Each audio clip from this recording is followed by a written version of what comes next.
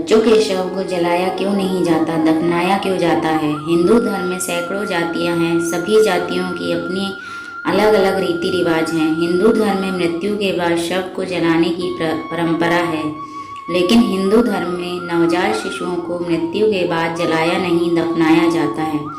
यदि किसी स्त्री का गर्भपात हो जाए या फिर जन्म के बाद 2 वर्ष की उम्र तक किसी बालक या बालिका की मृत्यु हो जाए तो उसे जलाने के बजाय जमीन में गड्ढा खोदकर उसे दफना देना चाहिए।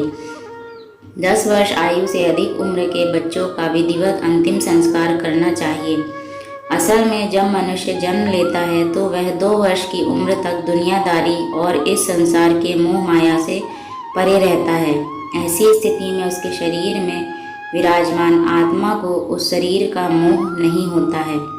ऐसे में जब कोई 2 वर्ष से कम उम्र का मनुष्य मृत्यु को प्राप्त होता है तो आसानी से उसका शरीर उस शरीर का त्याग कर देता है और पुनः शरीर में प्रवेश करने की कोशिश नहीं करता है। हिंदू धर्म में प्रचलित पौराणिक किंवदंतियों की माने तो अंतिम संस्कार वास्तव में शरीर से अलग होने का एक रूप है।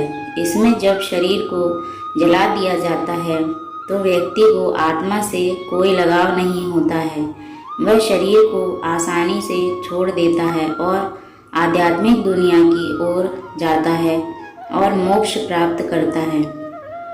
यही कारण है कि हिंदू धर्म में नवजात शिशुओं को और संतों को और पवित्र पुरुषों को उनकी मृत्यु के बाद दफनाया जाता है। मालूम हो कि हिंदू धर्म में 2 मूल सिद्धांतों को आत्मा का पुनर्वास और पुनर्जन्म माना जाता है।